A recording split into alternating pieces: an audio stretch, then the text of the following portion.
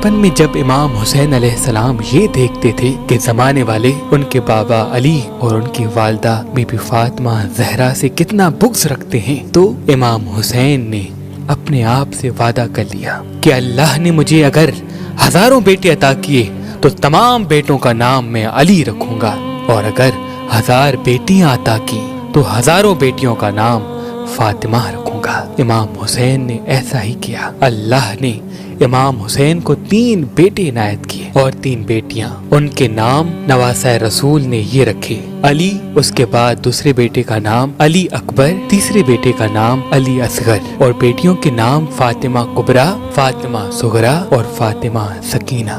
جب ایران فتح ہوا تو ایران کے راجہ یزدگرد کی ایک بیٹی تھی جس کا نام شاہ زمن تھا۔ وہ امام حسین علیہ السلام کے فضائل اور شخصیت سے کافی متاثر تھی۔ انہوں نے اپنی خواہش کو آشنا کیا کہ میری شادی نواسۂ رسول حضرت امام حسین سے کی جائے۔ تو سن 37 ہجری میں امام علی علیہ السلام نے بی بی شاہ زمن اور امام حسین علیہ السلام کا نکاح کیا۔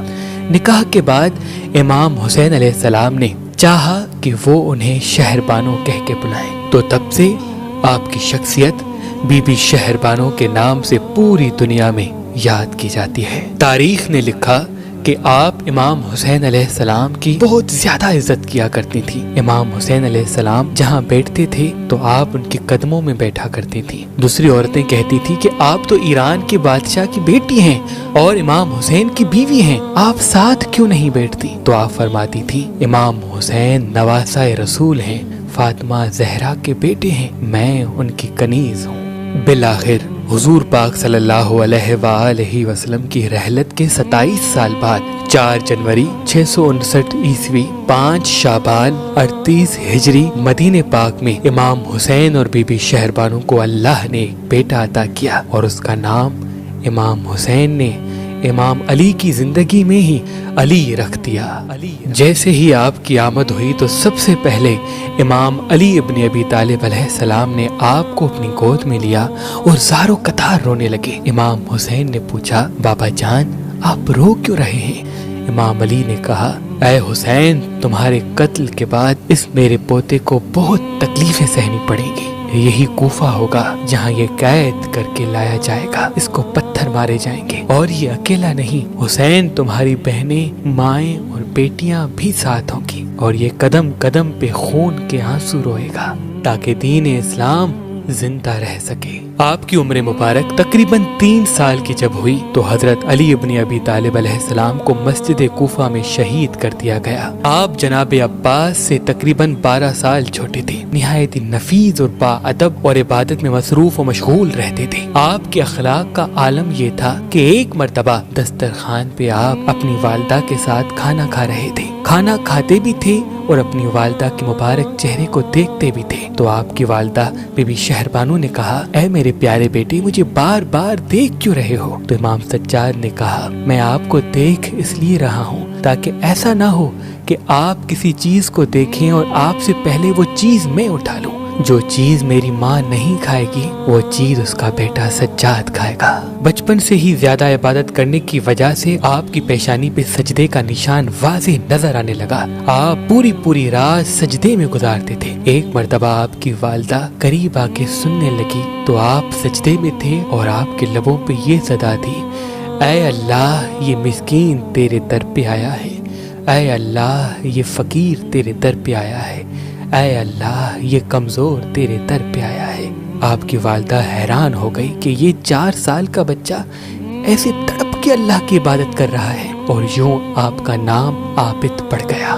بچپن سے ہی دکھوں اور تکلیفوں کو سہتے سہتے جب زمانہ بلوغیت تک آپ پہنچے تو سادات کا مدینے میں رہنا محال ہو گیا۔ امام حسین علیہ السلام نے اپنے اہل و عیال کو ساتھ لے کر مکے سے ہو کر کربلا کے لیے سفر کر دیا۔ راستے میں جب امام سجاد تک مسلم بن عقیل کی شہادت کی خبر پہنچی تو امام سجاد کو جلال آیا۔ امام حسین علیہ السلام نے امام سجاد کے کندھوں پہ ہاتھ رکھ کے کہا، سجاد تمہارا امتحان یہ نہیں بلکہ تمہارا امتحان تو مجھ سے بھی سخت ہے۔ میری شہادت کے بعد تمہیں اپنی ماؤں بہنوں کے ساتھ قید کر دیا جائے گا، تمہیں پتھر مارے جائیں گے، باغی کا بیٹا بلایا جائے گا، تمہیں قدم قدم پہ तमाम सदमात बर्दाश्त करने हैं, अपने नाना के दीन को, अपने बाबा की शराफत और दादा की सदाकत को बयान करना है। इमाम सज्जाद ये सुनकर दिन ब दिन अलील होते रहे, यहाँ तक कि जब आप करबला में पहुंचे तो आप बिस्तर से उठ भी नहीं सकते थे। बस वो दिन आ गया जब हर एक शहीद इस्लाम पर कुर्बान हो रहा था। इमाम हुसैन के सब साथी इस्लाम पर कुर्बान हो गए। जनाब अब्बास न रहे, अली अकबर न रहे, शहजादा कासिम न रहे, अली असगर भी न रहे।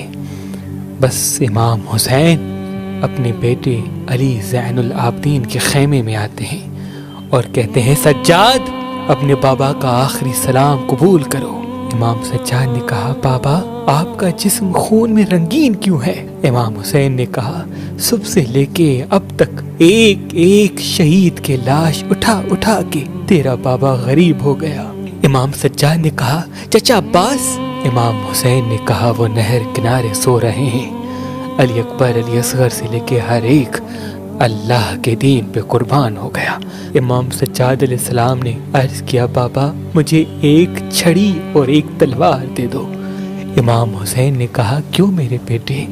इमाम सज्जाद ने कहा, बाबा मैं भी आपके कदमों पे कुर्बान होना चाहता हूँ। इमाम हुसैन ने कहा, तुम्हारा इम्तिहान ये नहीं, मेरी शहादत के बाद तुम जानो, ये बीबियां जाने। सज्जाद अपने नाना की सदाकत को बयान करते रहना। सज्जाद इस्लाम के परचम को कभी झुकने नहीं देना। बस इमाम हुसैन अलैहिस्सलाम मैदान में गए और कहा, मैं वही हुसैन हूँ जिनके लब रसूल अल्लाह चूमा करते थे।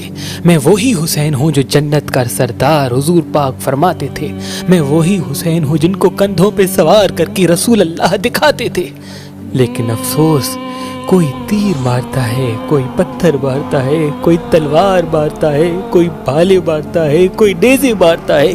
तारीख ने लिखा, जिसके पास मारने के लिए कुछ न था, वो करबला की गरब रेत उठा के इमाम हुसैन की तरफ फेंकता है। बस नवासाए रसूल जब घोड़े की जीन से जमीन पे आया, फौजे यजीद में खुशी का माहौल बर्पा हो गया। ये मंजर एक बहन देख रही थी। बीबी ज़ैनब रो के अपने भतीजे सज्जाद के खेमे में आई और कहने लगी, सज्जाद उठो, बेटा तुम्हारा बाबा कत्ल हो रहा है। बस खेमा एक तरफ से उठना था। इमाम सज्जाद बिस्तर बीमारी से देखते हैं शिमर इमाम हुसैन के मुबारक गले पे छुरी रख के कत्ल कर रहा है। आसमान का रंग सुर्ख हो गया, जमीन तड़पने लगी, कायनात का जर्रा जर्रा नबी के लाल पे सोगवार है। इमाम सज्जाद ने जब ये मंजर देखा तो कहीं कयामत ना आ जाए, फौरन सजदा शुक्र में गए और अल्लाह की नेमतों का शुक्र किया कि ऐ अल्लाह तेरा शुक्र है तूने जमीन पैदा की, ऐ अल्लाह तेरा शुक्र है तूने आसमान पैदा किया, ऐ अल्लाह तेरा शुक्र है तूने मोहम्मद व आल मोहम्मद को सुरखरू किया, ऐ अल्लाह तेरा शुक्र है तूने हमें इस अजीब इम्तिहान के लिए चुना। ख़याम जलते रहे, बीबियां बेपर्दा हो गईं, लेकिन इमाम सज्जाद सजदा शुक्र में मुसलसल अल्लाह की नेमतों का शुक्र किए जा रहे थे। बस पूरी शाम गरीबा सैयदुल साजिदीन ज़ैनुल आबिदीन सजदा शुक्र में रहे।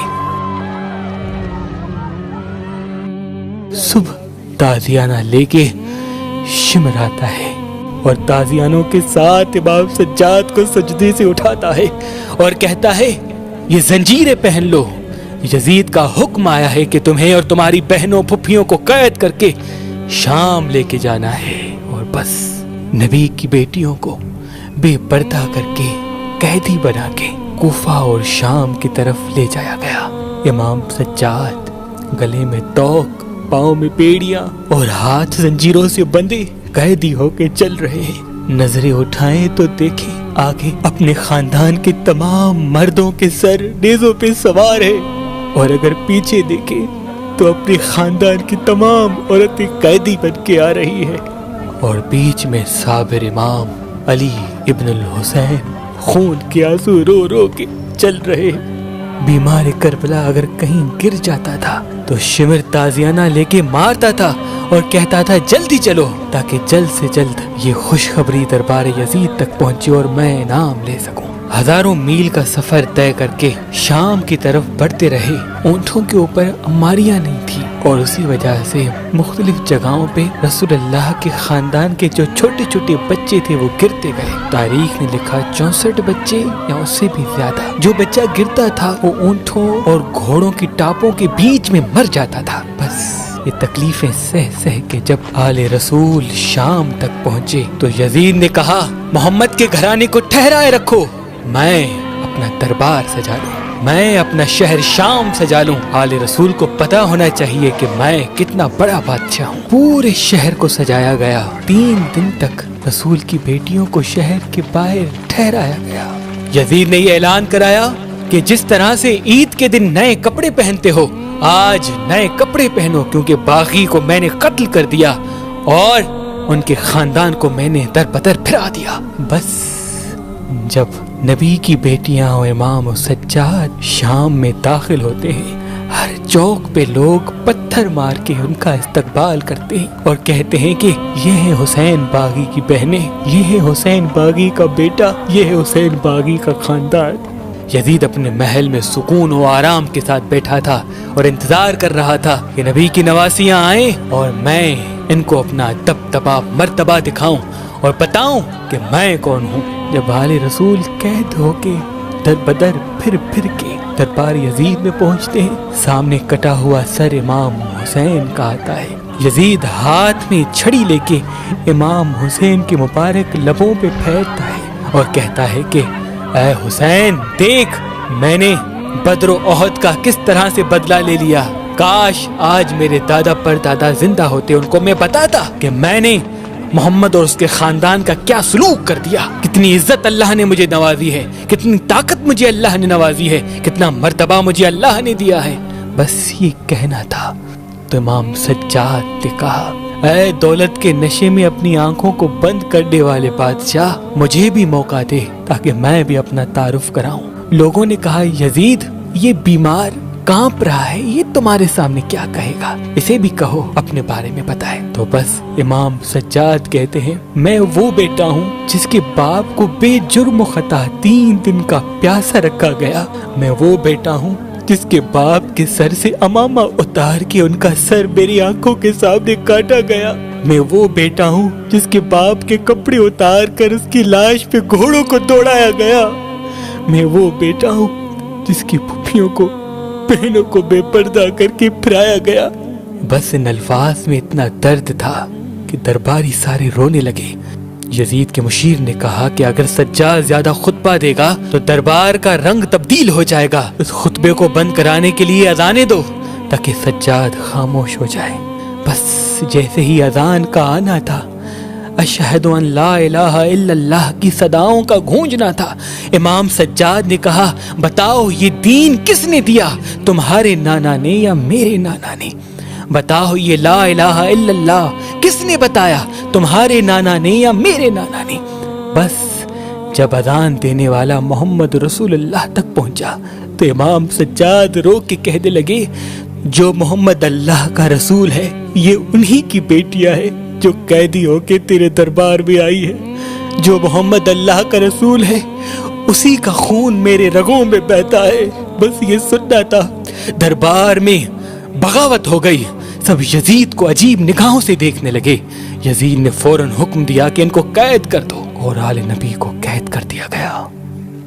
تاریخ نے لکھا تقریباً 2 سال 6 ماہ تک یزید نے آل رسول کو قید کیا ہوا تھا۔ جب بغاوت حد سے زیادہ بڑھنے لگی تو یزید کے مشیروں نے یزید کو کہا کہ جو تمہیں کرنا تھا تم کر چکے، اب آل رسول کو قید کرا کے لوگوں کی نفرت اپنے لیے زیادہ کیوں بنا رہے ہو؟ بس ان بیویوں کو آزاد کر دو تاکہ جو لوگ تم سے نفرت کر رہے ہیں ان کا غصہ کچھ ٹھنڈا ہو سکے۔ رسول اللہ کی بیٹیوں کو امام سجاد کے ساتھ رہا کر دیا۔ امام سجاد علیہ السلام شہداء کے سر لے کے پہلے کربلا گئے اور کربلا کے شہیدوں کے سر کو تدفین کیا اور پھر مدینے کی طرف رواں ہوئے۔